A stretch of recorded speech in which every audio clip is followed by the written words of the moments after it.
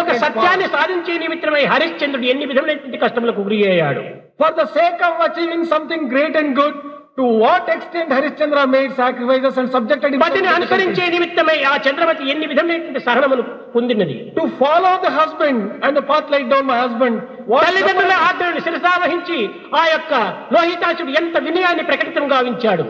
Lohitase also followed in order to obey the parents. What amount of కనుక difficulties he underwent. హరిశ్చంద్రుని వంటి సత్యమును, That is, therefore, you have to Chandramati follow వంటి సంహనమును, patience of Chandramati లోహితాసుని వంటి యొక్క ఒక విధమైనటువంటి శాంతిని, and peace which వినయాన్ని Lohitase had. ఈనాటి ప్రతి పిల్లలకు తల్లిదండ్రులు బోధించాలి.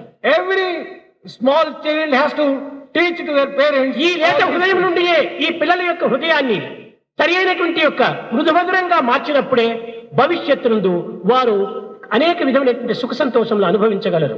Only when the children are young, if such good lessons are taught, in future they would be having a happy life.